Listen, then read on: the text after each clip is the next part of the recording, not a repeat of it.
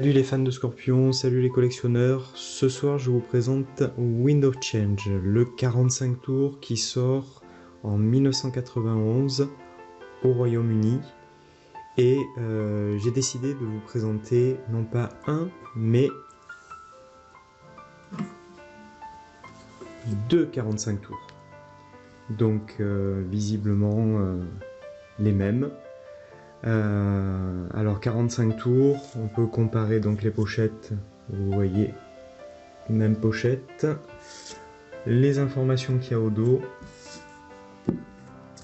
donc les indications au niveau des codes barres sont strictement les mêmes. On a une référence qui est VER58, voilà, et qu'on va retrouver sur les dos. Alors pourquoi vous présenter ces deux 45 tours et pas un seul? Eh bien tout simplement la réponse se trouve sur les disques.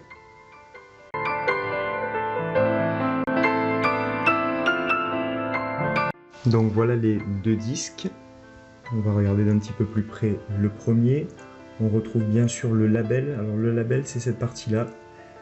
Voilà. Cette partie-là, ça s'appelle le label.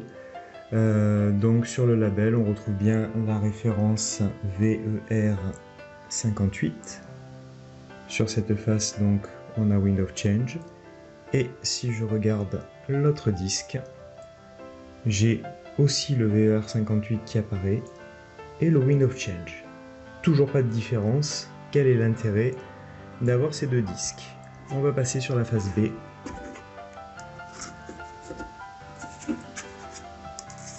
Et donc là, voilà ce qu'on peut constater sur mon disque qui était à droite. Je vois qu'en face B, le titre est Restless Night. Restless Night. Sur le disque de gauche, il y a un souci. Restless Night. Voilà. Alors, ça c'est une petite particularité que les collectionneurs aiment bien. C'est une petite erreur d'impression, une petite erreur d'imprimerie au niveau du label. Alors il y a plusieurs vinyles de Scorpion, mais plusieurs vinyles qui vont présenter ces petites erreurs. C'est souvent lors du premier pressage une petite erreur qui apparaît. Cette erreur est ensuite signalée et donc on fait le correctif sur les pressages suivants. J'aurai l'occasion de vous en présenter d'autres, mais c'est vrai que c'est toujours quelque chose que les collectionneurs aiment bien.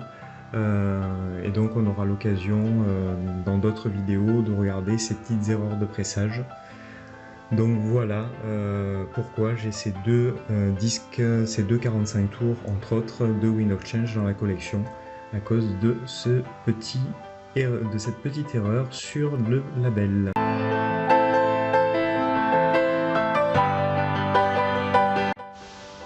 Alors au niveau de la rareté du vinyle, c'est alors un vinyle qu'on trouve assez facilement, sans trop de difficultés, que ce soit la version normale avec donc le Restless Nights ou la version avec l'erreur, le Restless Night. Il suffit juste au moment où vous allez l'acheter d'avoir la photo de la face B pour savoir quelle version est-ce que vous allez acheter.